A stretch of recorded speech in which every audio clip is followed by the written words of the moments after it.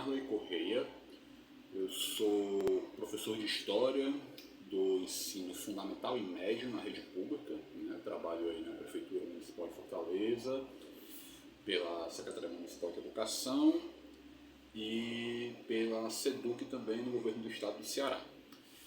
Estou aqui hoje para responder algumas perguntas encaminhadas aí pelos alunos da Fundação Bradesco, Sérgio Calcaia, para falar um pouquinho sobre esse tema tão relevante que é o racismo ambiental. Você sabe o que é racismo ambiental ou já ouviu falar? Bem, já ouvi falar, né, em alguns debates que tenho acompanhado, que envolvem algumas redes aí de movimentos negros, né? Esse é um tema que está super em evidência, né, atualmente, mas conheço muito pouco, né? Sei que está ligado aí às questões pelas quais as populações racializadas, né, quilombolas, de comunidades periféricas, que são majoritariamente negras, são submetidas, né, questões de degradação ambiental que afetam sobretudo essas comunidades. Algum dia sofreu com chuvas por conta de falta de saneamento básico? Sim, sobretudo na infância e adolescência, né? Eu nasci e fui criado em pedaços aí do chamado Grande Pirambu, né?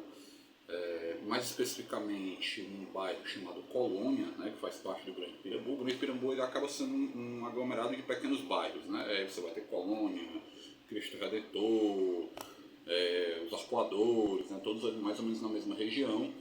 E também nos anos que morei no Carleto Pampona, né, a gente tinha sempre regiões que em épocas de chuva alagavam, né, sobretudo dificultando o trajeto, né, era muito complicado, né, então tinha muita infiltração, muita lama, mas a gente nunca chegou a ter, pelo menos eu nunca cheguei a passar, né, por episódios aí de perca de mobília, nada nesse sentido, mas era sobretudo questões ligadas aí à locomoção e à água entrando em alguns pontos da casa.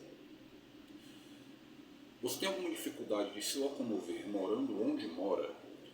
Atualmente eu moro na Parangaba, tá?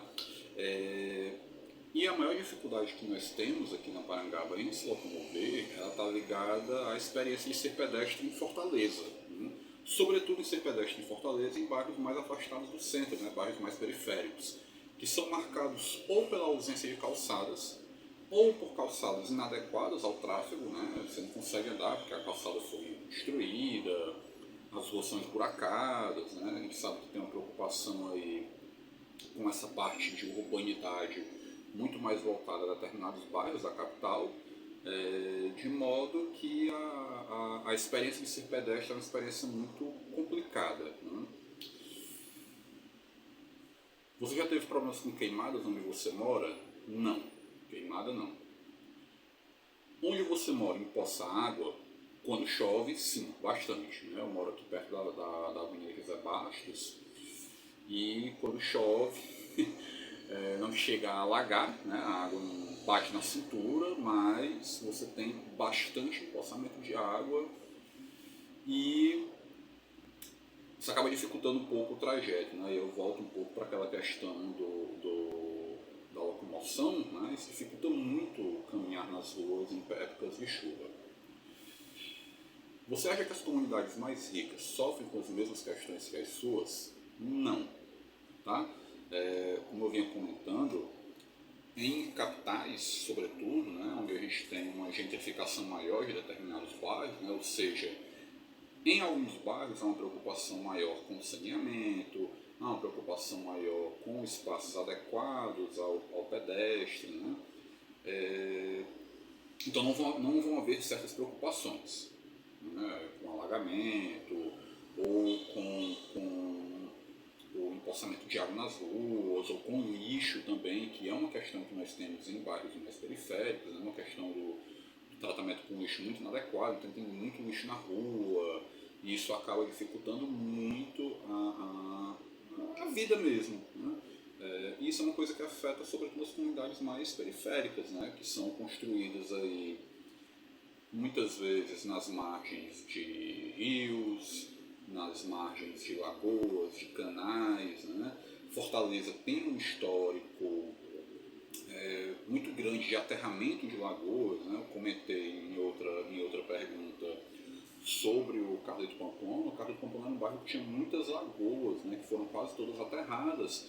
E quando chove, a água costuma procurar esse caminho da lagoa que não existe mais. Então isso vai gerar ali um alagamento, isso vai gerar um empoçamento de água na rua, e isso causa transtorno para todo mundo. De que maneira você acha que o meio ambiente impacta na localidade onde você vive? Eu conheço pouco de onde eu moro agora, né? Eu não moro há muito tempo aqui, então não sei como é essa relação, por exemplo, com a questão das lagoas, né? Tem uma lagoa grande aqui, né? A Lagoa da Parangaba, mas eu não sei como é que funcionam as outras pequenas lagoas, né? De modo que eu não sei como é que o histórico ambiental dessa região ele acaba afetando o cotidiano, né? O que eu sei, né, pela vivência que eu já tenho aqui, é que é uma zona que já é urbanizada há algum tempo, no sentido de já ter pista, de já ter uma certa mobilidade predial, né, de ter um tráfego muito intenso de carros, de ônibus, de caminhões.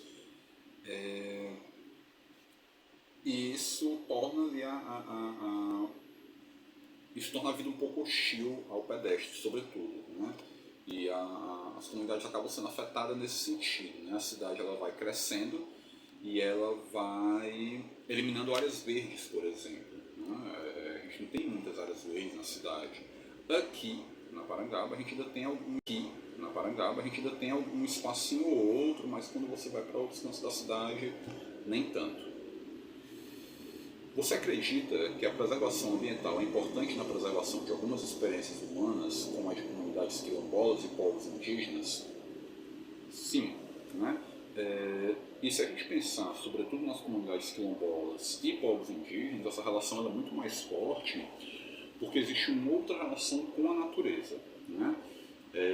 A natureza ela é entendida, sobretudo em comunidades quilombolas, em comunidades indígenas, em povos de terreiro. A natureza é entendida não de uma forma utilitária, né? Ela é entendida não como algo que vai ser utilizado pelas pessoas somente, mas ela é entendida como parte da comunidade.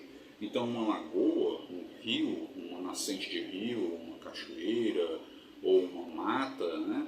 Ela mais do que fornecer alguma subsistência, ela vai ser uma parte ativa e viva da comunidade. Então a relação que se estabelece com esses elementos naturais ela é outra.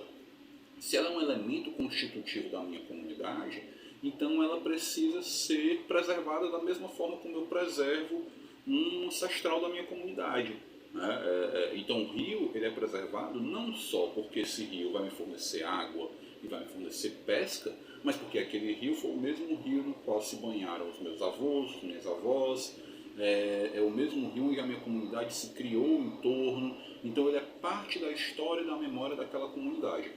Portanto, né, para essas comunidades, né, povos indígenas, comunidades quilombolas, povos de terreiro, marcadamente, a preservação ambiental é um tópico muito importante, porque ela vai ser parte integrante da existência dessas comunidades.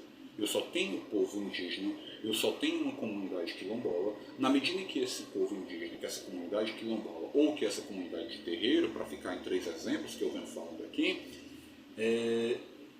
eu só tenho a existência dessas comunidades na medida em que eu tenho alguma forma que elas estabelecem de se relacionar com a natureza, em alguma medida, né? É importante destacar também, pensando nisso, né, que essa relação com a natureza ela não implica, né, em uma falta de relação com a comunidade para além disso. Ela só indica que existe um trato diferenciado com a natureza, né, mais uma vez, porque a natureza ela é entendida como parte daquela comunidade e não só como algo do qual eu tiro algum benefício.